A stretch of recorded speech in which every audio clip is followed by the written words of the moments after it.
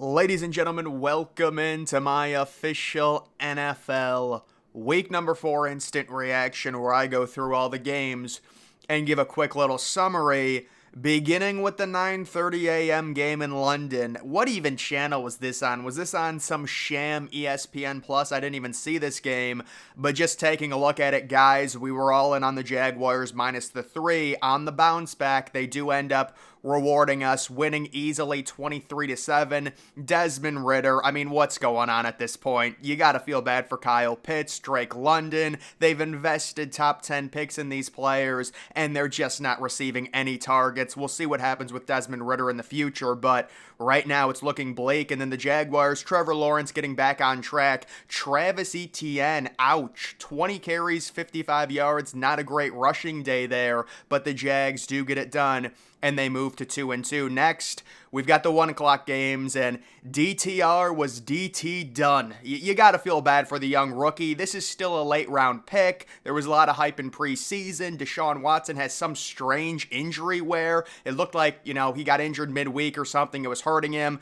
Everyone thought he was going to play. Turns out he doesn't play. DTR gets the start. There's a lot of hype around it, and he gets trounced. 36 pass attempts, 121 yards, 3 interceptions. Lamar Jackson with a crazy throw. I think it was at the end of the first half to Mark Andrews in the back of the end zone. Mark Andrews, big fantasy day. But this is what it is. The Browns were just completely outmanned with the Deshaun Watson injury. And Deshaun Watson was probably the big winner in all of this because there were a lot of people who don't like Deshaun Watson that were saying, based on the preseason, DTR was the Browns' future. And now you see how much the Browns do need Deshaun Watson. So Baltimore, very impressive. They were +3 in this game. But obviously, if we knew Deshaun Watson wasn't going to play, it would have completely changed things in terms of predicting it. The next one, this is the one. This is the golden scenario for me. I called Buffalo minus the 2.5. How is it possible Miami could be underdogs after scoring 70 points? Guys, I said it. Every game starts 0-0. Miami does not get a 14-point lead in this game just because they scored 70 points last week.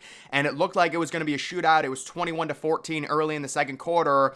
And then Tua and that Dolphins offense, they were completely grounded the entire second half. Stephon Diggs, huge game. Vintage Josh Allen game, 320 yards, 4 touchdowns. I mean, look at the Bills' leading rusher, Latavius Murray, out of nowhere. 4 carries, 32 yards. They still can't run the ball. They still don't have a running back, believe it or not. I guess you could say James Cook, but he's more of a scat back. Either way, huge win for Buffalo against Miami. Miami's still a good team, but they did need to be brought back down to earth, and that's exactly what happens. Tyreek Hill, only 3 catches. Achin, really impressive, 101 yards on just 8 carries, 2 touchdowns, but a lot of that was garbage time.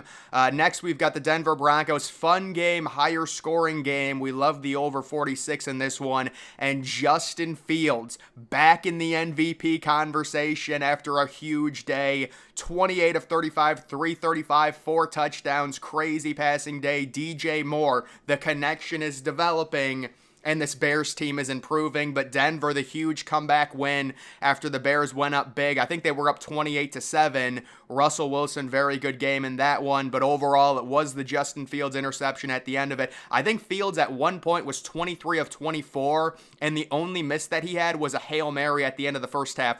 Justin Fields is announcing himself as a superstar franchise quarterback in the NFL, but he is 0-4, unfortunately. Next, how about this game? Houston, C.J. Stroud, the young QB, 300 yards, 2 touchdowns against a decent Steelers defense. Nico Collins developing into a potential low-end number 1 receiver, high-end number 2 receiver in the NFL. Damian Pierce, not that great, 24 carries, 81 yards. And then the Steelers possibly firing their offensive coordinator, maybe not starting Kenny Pickett, although I think they're going to give him a few more chances. He looks horrible. The Steelers are lucky to be 2-2. They very easily could be 1-3 or 0-4 when you look at both of their wins. So yeah, Houston, they're a surprise team right now, and it's unfortunate that they don't have their first-round pick because I would love to pair C.J. Stroud with a true number 1 receiver and then have Nico Collins as like a big-bodied number 2 receiver, but we will see what they're going to do. Either way, C.J. Stroud looks amazing for a young quarterback starting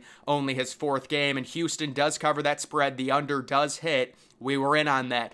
Next, you've got Minnesota beating Carolina. We were in on the -4 for Minnesota. Carolina's just not very good at this point, and we didn't know, was it going to be Andy Dalton? Was it going to be Bryce Young? They go with Bryce Young. You can tell he doesn't have much confidence. A lot of short passes here. But he does facilitate a decent fantasy day for Adam Thielen, so I'm okay. I'm kind of happy about that. 7 for 76. Justin Jefferson, very quiet in the first half, completely erupts, 2 touchdowns in the second half. Kirk Cousins, what is that? Kirk Cousins had 19 pass attempts this entire game. Very strange. He threw a pick 6 when they were going into score, so this game could have been a lot uglier, because that's a 14-point swing, but kind of a strange thing with only 139 passing yards for Cousins. Matson goes for 95 rushing yards. Either way, Minnesota gets on the board. Carolina sitting 0-4. Next, you've got the Rams beating Indianapolis. Yes, the Rams basically a pick 'em. I liked them on the road. They end up winning this game. Puka, the number 1 receiver in the NFL. Andy's a rookie, 9 catches, 163, and now they're saying Cooper Kupp is probably going to need a few more weeks, so Puka is still going to be the number 1 receiver for this team for at least the next few weeks, and also Kyren Williams. Boy, these skill position players for the Rams, this is impressive. And then you take a look at an Indianapolis team, they come back after being down in a hole. Anthony Richardson, under 50% completion percentage, but still no interceptions. The dual threat ability, Zach Moss has a decent game, but overall, the Rams get it done in overtime. Matt Stafford dealing with an injury, guts it out. Next, you have Tampa Bay beating New Orleans. What is going on with the Saints? The Saints, it looked like they were guaranteed to start 3-0. The massive comeback by a Packers team we know now is not very good. And then also New Orleans loses this game to Baker Mayfield. Baker, very efficient, 25 of 32. Chris Godwin, impressive fantasy day. I don't know what's going on with Derek Carr. The checkdowns to Alvin Kamara. Alvin Kamara, 13 receptions, 33 yards. And I'm facing him in fantasy in a few. So it's just sad to see something like that. But I don't know what's going on with the amount of checkdowns when you've got Olave, you've got Michael Thomas. Either way, this is a big win for Tampa Bay. We like them plus the 3. They went outright. Next, you do have Philadelphia eking out a victory over the Commanders. The Commanders playing this game very close. A.J. Brown, huge day. DeAndre Swift gets into the end zone. Hurts goes for 300 yards and 2 touchdowns. Washington, though, at the end, right before overtime, the touchdown to Dotson. It was impressive. Either way, Philadelphia gets the win. They improved to 4-0. You got to feel kind of happy, though, if you're a Commanders fan. You fought hard in that one. Next, you've got Tennessee destroying Cincinnati. What is going on with Joe Burrow and the Cincinnati Bengals right now? 30 pass attempts, 165 yards, no touchdowns, no interceptions. Tennessee, they're nothing special themselves, but, they just straight up blow out the Cincinnati Bengals. I don't know what you do with Joe Burrow. He's clearly not healthy. Do you rest him for a few weeks and probably go to 1-5 or 1-6? You're facing the Cardinals next week. I just don't know what the future of Cincinnati is this year, because there has to be something wrong with Joe Burrow. I'll say this, if there's not something health-wise wrong with Joe Burrow, they're in even a worse situation because he's regressed significantly. So I don't know what's going on there. Tennessee, I don't think they're going to do anything this year. They're a bona fide 7 or 8 win team that's in purgatory right now. They're not bad enough to get a top quarterback, and they're not good enough to really do anything in the playoffs. Moving on to the 4 o'clock games, it is the Charger. Really strange game. Khalil Mack out of nowhere, after being MIA for the past 3 years, has 6 sacks in this game. 6 sacks. Aiden O'Connell I didn't think was terrible, but he threw that late interception. How about Josh Jacobs just gobbling fantasy points? 8 catches, 81 yards, taking advantage of a rookie QB starting his first game, checking down everything. Hilarious. But yeah, this was a weird game. Herbert only had 167 yards and a touchdown, along with an interception. I think a lot of that had to do with kind of just the game script of them facing a rookie quarterback, going up early and wanting to play the game really safe, considering the Chargers needed to win this game badly. I was in on the Chargers minus the 5.5. If you got them minus 5.5, you win. But the problem is they went to like minus 7.5 when word broke that Jimmy G was out. So that could be a tough bet. Either way, They end up winning that game, kind of a weird lower scoring game. Dallas just completely outclasses the Patriots. It's not even close. Dallas always does this. The past 3 years, they will just blow teams out 38-3. This is why analytics love the Cowboys. And this game was just not competitive at all from the beginning. It was over in the second quarter, and it's very rare when it comes to NFL games where you say that. It's not even like there were that great performances. It's just one team is way better than the other. Dak Prescott, 1 touchdown. Tony Pollard, 47 yards. I mean, you've got the terrible performance from Mac Jones. Stevenson, 14 for 30 total yards on the ground.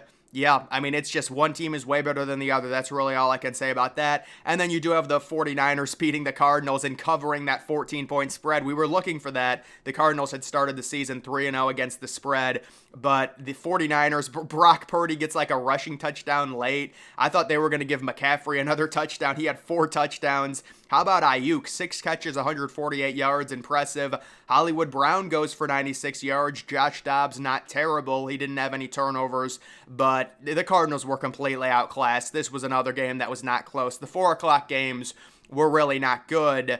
But either way, you do have San Francisco improving to 4-0. They are, I would say, the class of the NFL at this point. They're just loaded everywhere. And then Arizona, I think Arizona at this point is probably just going to tank because it was announced that Kyler Murray, he's not even close to coming back. And Arizona, they've been playing hard, but they do not have a good roster. It is what it is, and you're going to lose games like this by a lot. So they end up losing, and the 49ers cover that 14-point spread. But either way, guys, that is going to do it for this video. For my instant reaction to NFL Week number 4, make sure you're following me on X. Link to that's always in the description.